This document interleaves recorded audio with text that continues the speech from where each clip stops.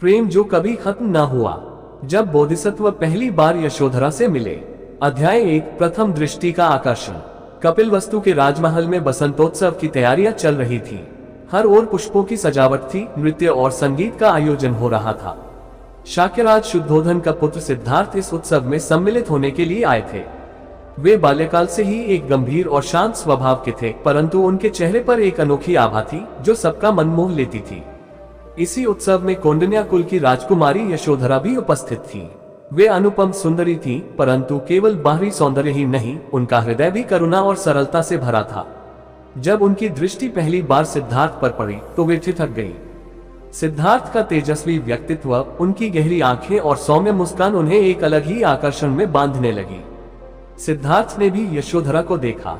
उनकी आंखों में ज्ञान की ज्योति थी, परंतु उस क्षण एक कोमल भाव भी जाग उठा जिसे वे पहले कभी अनुभव नहीं कर पाए थे। ऐसा लगा जैसे वे दोनों जन्मों से एक दूसरे को जानते थे। अध्याय 2, संवाद की शुरुआत। राजसभा में सभी युवा राजकुमार और राजकुमारियां एक दूसरे से मिल रहे थे।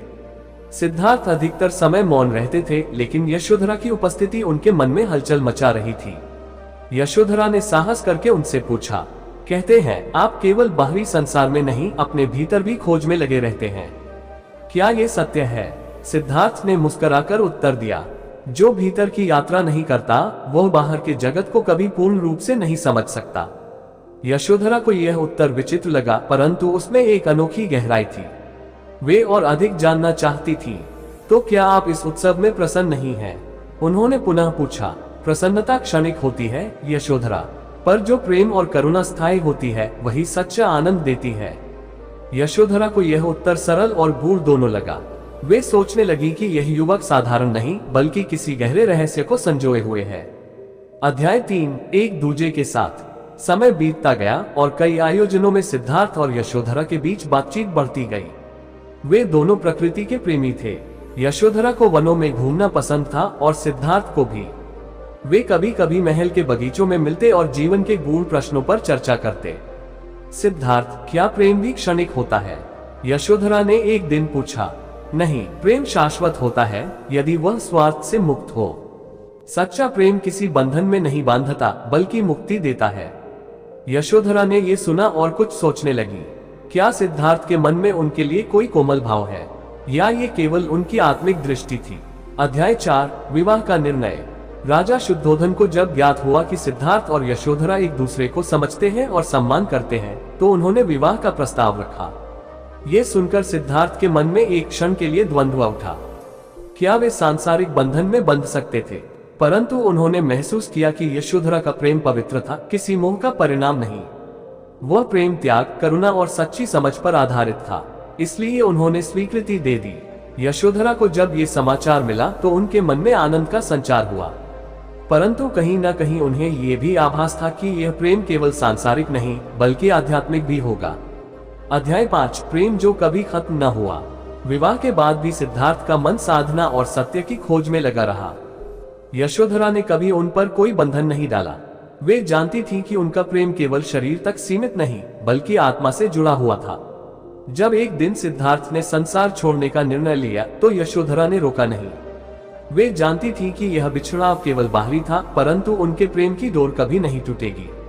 बोधिसत्व बनने के बाद जब सिद्धार्थ गौतम बुद्ध बने और वर्षों बाद कपिलवस्तु लौटे, तब यशोधरा ने उन्हें देखा।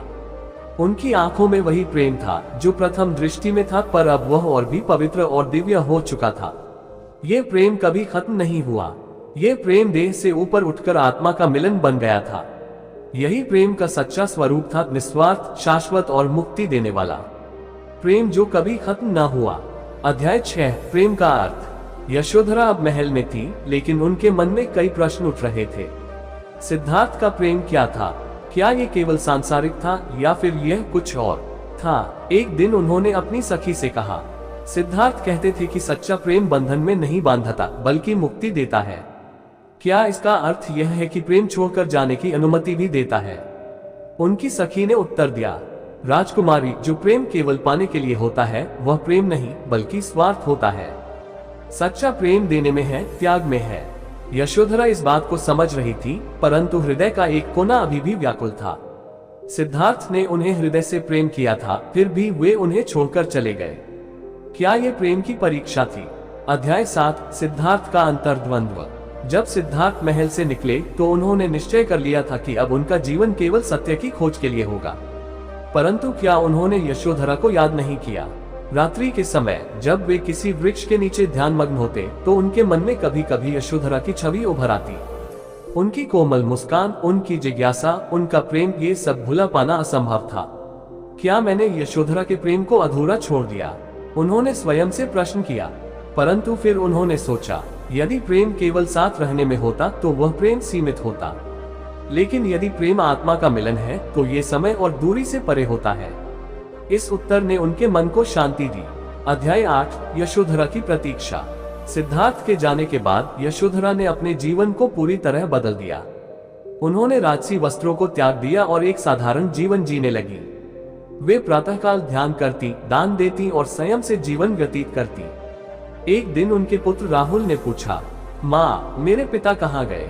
यशोधरा ने उत्तर दिया, वे सत्य की खोज में गए हैं पुत्र। क्या वे लौटेंगे? हाँ, वे अवश्य लौटेंगे जब वे सत्य को पा लेंगे। यशोधरा का प्रेम अब प्रतीक्षा का स्वरूप ले चुका था। वे जानती थी कि सिद्धार्थ का प्रेम कहीं नहीं गया, वह केवल एक उच्च रूप ले चुका है। अध्याय 9 पुनर्मिलन। वर्षों बाद जब सिद्धार्थ बुद्धत्व प्राप्त कर चुके थे, वे कपिलवस्तु लौटे। जब यशोधरा ने उन्हें देखा तो उनके नेत्र सजल हो गए।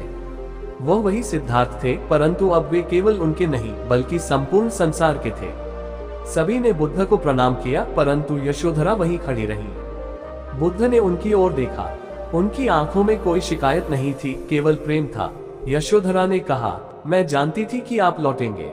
बुद्ध मुस्कुराए और बोले, यशोधरा, मैंने तुम्हें कभी छोड़ा नहीं। मेरा प्रेम अब केवल तुम्हारे लिए नहीं बल्कि पूरे संसार के लिए है। यशोधरा ने उनकी वाणी को सुना और उनके चरणों में प्रणाम किया। उन्होंने समझ लिया था कि प्रेम केवल साथ रहने में नहीं बल्कि आत्मा के मिलन में है। अध्याय 10 प्रेम जो कभी समाप्त नहीं हुआ। बुद्ध ने यशोधरा को धम्म का ज्ञान दिया और वे उनकी शिष्या बन गई। अब उनका प्रेम सांसारिक नहीं रहा, वह आध्यात्मिक हो चुका था। यशोधरा ने एक दिन बुद्ध से पूछा, क्या हमारा प्रेम पूर्व जन्मों से था? बुद्ध ने उत्तर दिया, हाँ, ये प्रेम न जाने कितने जन्मों से चला आ रहा है, परंतु अब ये प्रेम सबसे श्रेष्ठ रूप ले चुका है, ज्ञान और मुक्ति का प्रेम। यशोधरा ने ये सुना और उनकी आंखों में संतोष झलकने लगा। उनका प्रेम अब केवल 2 व्यक्तियों तक सीमित नहीं था, ये प्रेम संपूर्ण जगत के कल्याण का मार्ग बन चुका था। यही प्रेम की पराकाष्ठा थी, जहाँ प्रेम स्वयं से ऊपर उठकर करुणा और ज्ञान में परिवर्तित हो जाता है। और इस प्रकार सिद्धार्थ और यशोधरा का प्रेम कभी समाप्त नहीं हुआ, वह जन्मों तक, युगों तक शाश्वत बना रहा। अध्याय 11 प्रेम का सच्चा स्वरूप। यशोधरा अब गौतम बुद्ध की शिष्या बन चुकी थी। उन्होंने सांसारिक मोह को त्याग दिया था, लेकिन उनके हृदय में अभी भी एक जिज्ञासा शेष थी। एक दिन जब बुद्ध ध्यान कर रहे थे, यशोधरा ने उनके समीप जाकर पूछा, भगवान, क्या वह प्रेम जो हमने महल में किया था और यह प्रेम जो अब हम कर रहे हैं, दोनों में कोई भेद है? बुद्ध ने शांत स्वर में उत्तर दिया, यशोधरा, पहले हमारा प्रेम सीमित था, ये केवल हमारे बीच था, परंतु अब ये प्रेम संपूर्ण संसार के लिए करुणा बन चुका है। यह अब किसी एक के लिए नहीं बल्कि हर जीव के लिए है। यशोधरा ने गहरी सांस ली।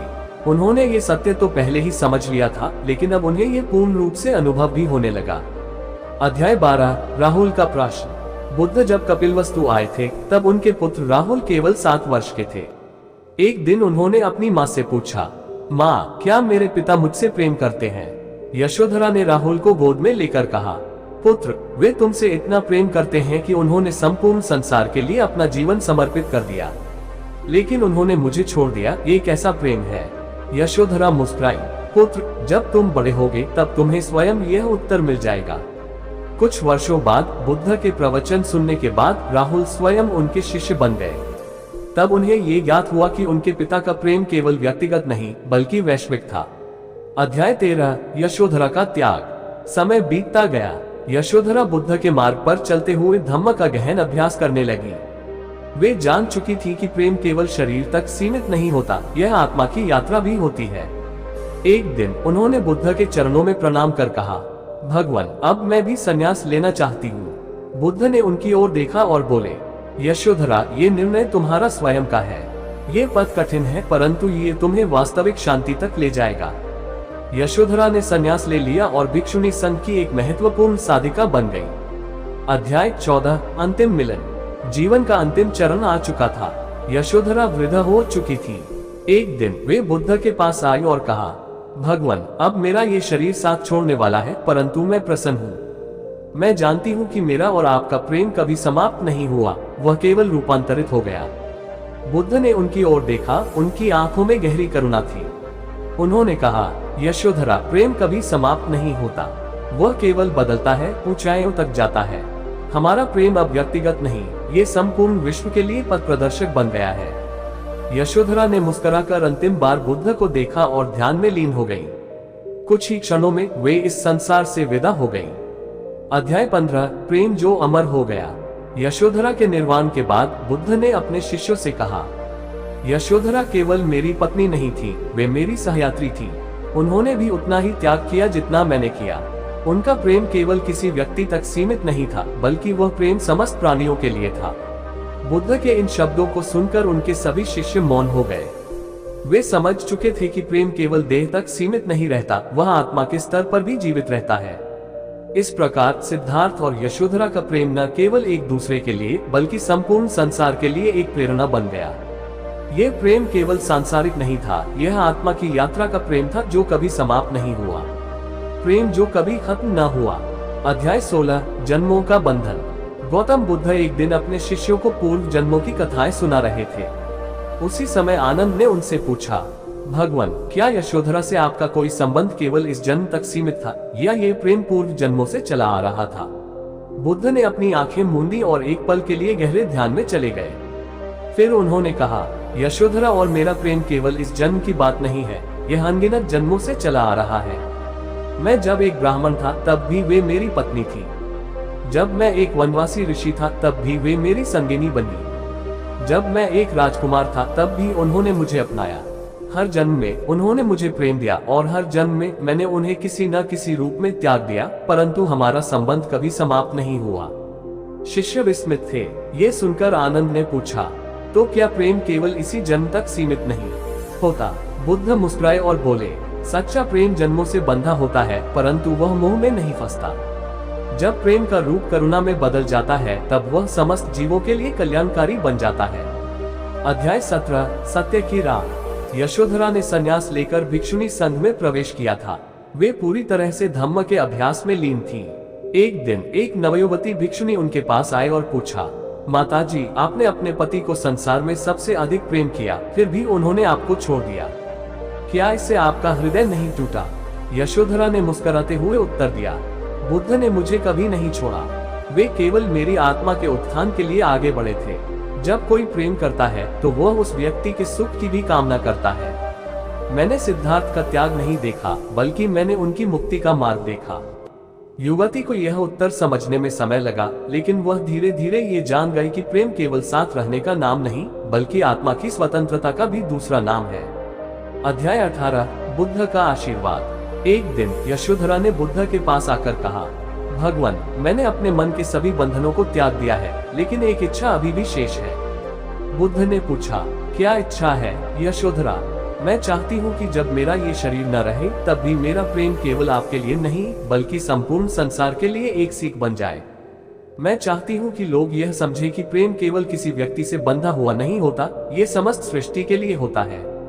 बुद्ध ने आशीर्वाद दिया, यशोधरा, तुम्हारा प्रेम कभी समाप्त नहीं होगा। ये प्रेम एक दीपक की तरह युगों तक जलता रहेगा, जो लोगों को आत्मिक ज्ञान की ओर ले जाएगा। अध्याय 19 अंतिम क्षण। समय बीतता गया। यशोधरा वृद्ध हो चुकी थी। उन्होंने अपने अंतिम समय में ध्यान में बैठने का निश्चय किया। जब उन्होंने ध्यान में प्रवेश किया तो उनके हृदय में एक दिव्य आनंद का संचार हुआ। उनके सामने बुद्ध की छवि प्रकट हुई और उन्होंने अनुभव किया कि उनका प्रेम अब संपूर्ण जगत के लिए था। धीरे धीरे उनकी सांसें स्थिर होने लगी और वे महापरिनिर्वाण को प्राप्त हो गईं। अध्याय 20 प्रेम जो युगों तक जीवित रहेगा। यशोधरा के निर्वाण के बाद बुद्ध ने अपने शिष्यों से कहा, यशोधरा केवल मेरी संगिनी नहीं थी, वे एक साध्वी थी जिन्होंने प्रेम को सर्वोच्च स्वरूप तक पहुंचाया। उनका प्रेम केवल एक व्यक्ति के लिए नहीं था, बल्कि संपूर्ण मानवता के लिए था। ये सुनकर सभी शिष्य मौन हो गए।